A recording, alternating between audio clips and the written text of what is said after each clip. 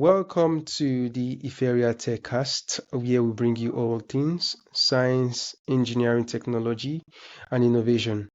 I'm your host, Ezekiel Iferia, and today we are joined by George Rivera, a buyback time strategist for 7, 8, and 9-figure founders. After watching his own father miss his childhood games, George developed a powerful system called the Father First Owner OS. It's built on 3 levels: people who own outcomes, systems that create consistency, and AI that multiplies efficiency.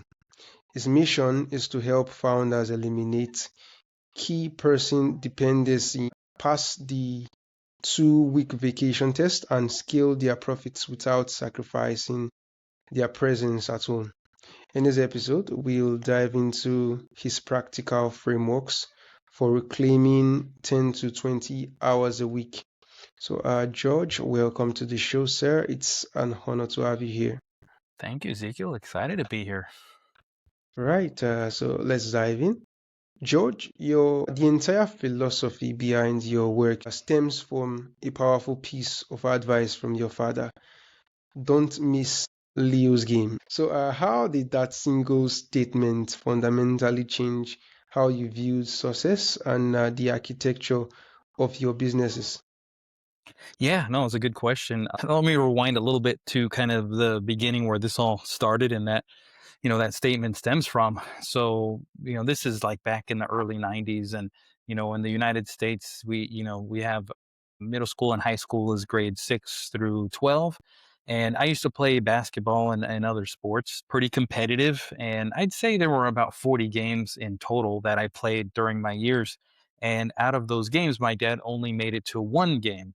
And I had my friends and teammates, their dads was always present at the games. And like when I would score a basket, like I look at the stands and there's nobody cheering me on, but my friends or teammates would score, their dads are, oh, that's my son, chat clapping for them.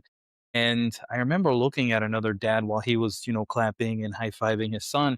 And I remember thinking, I wish that was my dad. And I know that would have crushed my dad to hear that because he was a good man.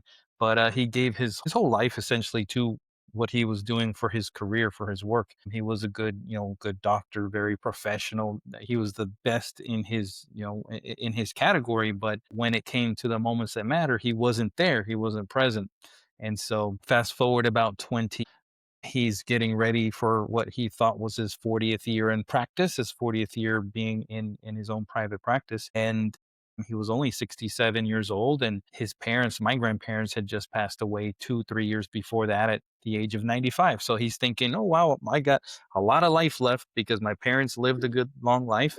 And then he got diagnosed with cancer that year, and they told him he's got about 6 months to live. His life was kind of cut short, at least in his mind at that point. And yeah, so once you have an expiration date to your life or an estimate of an expiration date, you try to make the most of it. So I spent a lot of time with my dad before he passed away. And one of the last things he told me, this is about 2 weeks before he died, actually about 10 years ago from this month. And he said, don't miss Leo's games. I missed too many of yours. And that's where that statement comes in. And it hit me in two different ways. So first, it's like, wow, he's acknowledging the pain that I had when I was a kid. I thought that I was long lost, forgot about that. It was suppressed, never to be come up again. But in that moment, it just came up and I just relived the moment. So that's the first thing. The second thing was, oh my goodness, I'm repeating to be my dad again. I'm doing exactly what he used to do, sacrificing family for work, because I thought that's how you provide. You're a provider, provide them, nice house, nice car, nice trips. But I was missing all the moments that mattered. I was already missing moments from my son. And so at that point, he planted the seed in me that I cannot live like this, because that was his biggest regret. But his biggest regret became my biggest mission in life, is to not repeat those mistakes. And so fast forward about 3 years, and I'm working so much. I scaled my business really big. It was to $20 million that year. And it was just me and then 40 people that worked for me. but I kept getting, their tasks and assignments kept coming back to me, and I had to like review and approve and hold everything together. But I'm also doing marketing, creative stuff, copywriting, media buying, traffic, and the money making side of the business. That's where I'm good at. I'm not very good, or I say I'm not, I'm good at it, but I should not be doing the administrative side of the business. And so, yeah, it led to me just breaking down one day and saying, I hate this business. I don't like it. Even though I was making lots of money, I was printing money. Imagine a money printer and it just spits out money and I'm taking it and I'm spending it. Like that's the type of printer that I had, but it wasn't leading to a very joyful life. And I called a friend and I'm just telling him, "Hey, I don't like this." And he basically, told me, "Hey, you need to stop doing what you don't like to do and only do what you do like to do. Hire other people to do what you like to do, transfer ownership, delegate properly, automate what you need to." And over the next 2 or 3 years, the business more than doubled. It grew to $50 million, but I was working less and less and less. I at most worked 30 hours a week. I used to work 90 hours a week. Now I'm working 30. Some months I would be off completely, not working at all. And I was using that time to be present with my family, traveling all over the world, teaching my son how to do things like negotiate real estate and even start his own business. And yeah, so it provided a great lifestyle with great freedom. And then over the last 3, 4 years, I've had different friends and peers tell me, you have to teach this stuff. You have to show people what you're doing. And I was like, well, I don't know how to do this. I'm not a coach. I just do my business and that's it. And then over the last few months, I'd say 6 months, this whole concept of the buyback time formula took shape because once you buy back your time out of your business gets better, gets stronger. You have more time. You focus on the things you love to do for your business that you're good at. And then you have a lot of free time to do whatever you want. And me, I'm family first, father first perspective that I suggest that other men put their time into their family because the kids need you because I'm like I am that kid that was missing the father, so I can tell you what they're thinking, and they want another dad who is present with them. And then I was repeating what my dad did, so I can also tell you from the other perspective is that your family could eventually plan another life without you if you drift too far away. And so I'm here to spread the message to people who are cash rich but time poor, founders, executives, CEOs, that you don't have to trade your family and sacrifice your family in pursuit of success, that you can have them both if you implement the frameworks. Your business won't fall apart. In fact, it'll grow better than before, and you'll have more time with your family. And your kids don't have to be raised by iPads, iPhones, and devices. They can have your influence and your input, and yeah, and that's how you strengthen the family unit. You strengthen your generations to come because of your presence and legacy. Fantastic. That was a really interesting story, George. And thank you very much for sharing. Yeah. So, could you walk us through the what you call the owner OS, and could you just give us an overview of it and how people can use that framework you offer to actually buy back their time? Yeah, the owner OS stands on three different pillars, and one is profit. So we make sure that we increase your net profit, which increases your what's called EBITDA, your enterprise value, by reducing waste and expenses and being more efficient. So that's the first one. And then the next one is exit ready so that your business can grow and scale without you. And exit ready means to one day sell it potentially for a big, payday, I guess you could call it, or to walk away from it for extended periods of time like I did. I was traveling the world and business still kept going. Emergencies still happen, but somebody else handles them, not me. I used to handle them, and I used to interrupt my dinner time, bedtime stories to my kids, wake me up in the middle of the night, and now that doesn't happen anymore. And then the third thing is presence. Presence means you as the founder, the owner, CEO of the business, you are now present with your family while your business, essentially it's like installing another CEO for your business that runs without you. And that's the true meaning of the owner operating system. All right. So, how do these three levers of your owner operating system, work together as an integrated system to eliminate the founder as the bottleneck? Yeah, so I'd say on the exit ready pillar is probably the one that's more relevant for eliminating from the bottleneck. And so we do that by doing what's called a calendar audit, and I call it the freedom audit. And when I say that, people think, oh, I don't keep a good track of what I do in my calendar. So what I tell people, well, start now. You don't have to go back. You can start now and then go 1 or 2 weeks forward, tracking your time. What is it that you're doing every day? And then you go back once you have a couple weeks or maybe at least 1 week and you look, do I need to be doing this?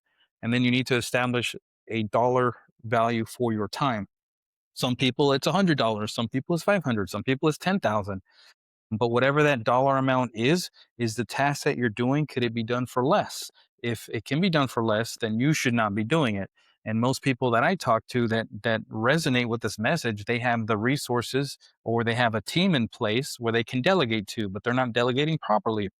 And so the key to essentially, getting the owner OS to function at its peak, it is to incorporate these strategies and frameworks to free you up from being the bottleneck, to then you can focus on the big things that is worth your time, say the $100, $500, $10,000 per hour stuff, whatever your dollar value is. Maybe that's casting vision on the company, maybe that's leadership to enter a new region of sales, or maybe that's strategic relationships that can help move the needle in sales. Maybe it's sales training, the activities that only the founder can do or only the CEO can do. That's what you should be doing. The other stuff, the administrative stuff, that could be automated, it could be delegated, or it could be eliminated. Those are the three things you could do with any task. So yeah, that's how you implement the owner operating system. Right, that was very insightful, George. So you talk about delegating outcomes, not tasks. So what's the practical difference for a founder? And also, can you give us a quick script or perhaps a framework for how to frame an outcome to a team member? Yeah, so delegating outcomes and not just tasks means that the person you're delegating to could potentially make the task better than what you know how it to be. And this is how you get it off your plate for good. And the first thing that I recommend is use a screen recording tool, something like Loom, or there's dozens of other ones, but Loom is the one everybody knows. And you record the process that you're going to task out. Once you've recorded that process, you take the transcript from Loom, you put it in a ChatGPT, and you tell it, make me an SOP of this process. And then ChatGPT will make you a beautiful, step one, step two, step three. It'll explain why, it'll give you the overview of the goal of the task. Then you put that on a Google Doc, accompany it with the Loom so that people can see what you're doing, as well as read the SOP. You provide that to whoever you're delegating the task to. You give them the freedom to improve upon it because they might know something that you don't know, but then you also have to show them what does the outcome look like versus just simply explaining the task. Because if you do that, you give them the liberty to improve upon the task, and sometimes they can do it even better than you can. But once you do that with a task that you repeatedly have to explain, it should just be one and done. And the only time it gets updated is if technology changes or you have change of format or something that shouldn't happen too frequently. So this is one of the easiest, or I would call it the low hanging fruit of buying back time, is delegating properly with ownership. All right. So, can you walk us through what you call the 2 week vacation test? And also, what are the first, most critical systems a founder needs to put in place to even have a chance of passing this test within 9? Yeah, absolutely. So the 2 week vacation test is how we, what I call stress test the system. We want to make sure that the system we put together will stand the test of time. And of course, building up into that, you could take little mini absence tests to sort of see, okay, we need to fix this, fix that. But the goal is to take a 2 week absence test as early as 90 days. And I say maybe as far out as 6 months, but it's in the near future. You don't want to push it out too long. And what happens is when you go and you leave your business for an extended period of time, you are going to be able to test your systems and you're going to see, okay, what's the problem that I need to fix? Because, you being away is really going to give your business a chance to see if it could stand on its own. So some people, when I say 2 week test, they kind of freak out like, no, I can't, that's too long. I say, okay, let's calm down. Let's do a weekend or, one night. Let's just build up to it.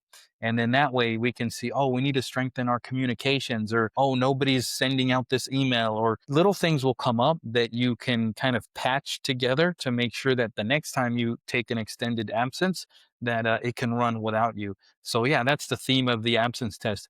And when you pass it, that's when you know that that you've done good. For the tech savvy founders in our audience, what is one practical AI play that consistently saves several hours in a week without requiring, a massive implementation project? Yeah, I mean, I'd say several. I mean, a big one is just like reviewing contracts. Like I helped this one guy save, I don't know, it would have been 10 hours a week that he used to have to review contracts for different projects. Now you can upload them to ChatGPT and you tell the thread what to look out for, and it'll sort of give you a nice complete recap. That's one example. Another one that I like to use it for is for networking.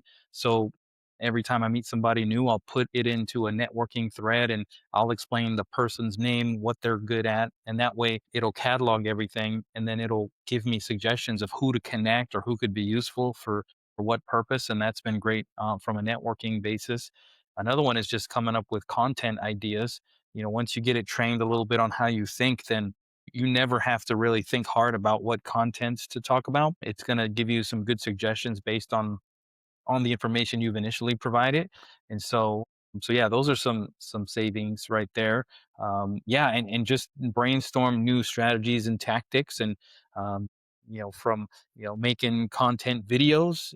That's another good one. There, you should no longer have to struggle for ideas at all with ChatGPT and AI. Now, the thing I would say is it's as good as the information you put in. So you should train it well on what you want, show it examples of what a finished suggestion might look like. But once it gets an idea of what you're looking for, it's going to create really good quality content for you. So, but yeah, there's a multitude of ways, and I'm just scratching the surface on how to use it for saving time. All right. So, for you, George, what has been the most rewarding win, either in your own life or a client's, that came directly from implementing this father first approach of yours? I'd say just presence, just being able to be fully present for your kids. My attitude with my son is I'm training my replacement in this world. So I want to make sure I'm able to impart upon him wisdom and knowledge from just years of experience so that he can avoid the mistakes and any setbacks and trials that I had to go through. Every boy wants to hear that they are capable and they can do anything that they set their mind to from their father. They need that approval. And then every little girl wants to see from their dad a good role model of a man so that they know like the type of man to one day marry, and they can also identify a bad man. They'll say, "Oh no, my dad was not like that. My dad did not talk like that around women, or my dad would always open my door, and you don't, so you are bad. You're disqualified." So that's what presence in the house is. Because if you're not present for your family, they're going to get it from somewhere else, and that somewhere else is usually the internet, iPads and iPhones. And there's so many psychological issues when kids get addicted to those devices from the fear of missing out stuff, or idolizing other people's lives, or thinking that you have to act a certain way to get the approval and appreciation of others. And you can only get that from your parents, and the father serves a specific purpose for that, as does the mother. They're both special in the family. But right now, the big problem is absent fathers. And so my goal is to help save families by bringing dads back in the home, help bring dad back home for the kids who are wishing that they had their father there present and in their daily lives.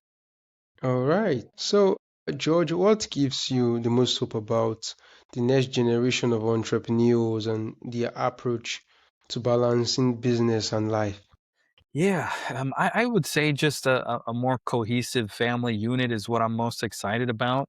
And just the joy that a family has together and the generational impact that can happen. And once you have the whole family on the same page, it's almost like that, you can do anything, you can help, and you can serve other people, serve the less fortunate, and be a real example of what a good put together family looks like. And yeah, and just being able to be together, to travel together, experience life together, that to me is the most important thing. Awesome, awesome. So, George, in your work, which is about creating systems that generate both financial wealth and human connection. So, what does the word innovation truly mean to you? Yeah, I feel like innovation to me means like, creating, new opportunities or new development. Maybe it's a unique perspective or strategy that's building upon something else. Yeah, just innovative, creative, advancing, all those things. That's what I imagine when I hear innovation. Yeah, just something new, creative, unique, and purposeful, something useful. All right, that was an interesting one. So, finally, George, for our listeners who are ready to start this journey, you are offering your book, Buyback Time Formula. So, where can they go, get it, and where can they go to learn more about your 10K per hour filter and generally just get all the resources of yours? Yeah, they can go to buybacktimeformula.com. Right there, you'll find more. You can see my socials on there. Add me as a friend on Facebook. You can message me. My YouTube's there. You can also get the book. It's free. Just help me cover shipping. It's a heavy book. It's 128 pages, but it'll be like your field manual that you'll have next to your computer that you'll just work through, and it'll get you out from being the bottleneck to the present founder, present father founder that you were designed to be, so you can have more impact on your family. And yeah, I put everything, all my knowledge into that book. I know some other people, they'll sell a book and then they give you nice tips and then you got to pay them a lot of money for the big thing. I put the big thing in the book already, so there's no other big thing you need to buy. I'm available if people need help to implement that and hold them accountable, but you have everything you need in that book to buy back all the time you want so that you can spend it with your family and make a generational impact. Fantastic. George, it's been a really inspiring and insightful conversation with you, and I am totally excited to have you on the show today. Thank you, Ezekiel. It's been fun.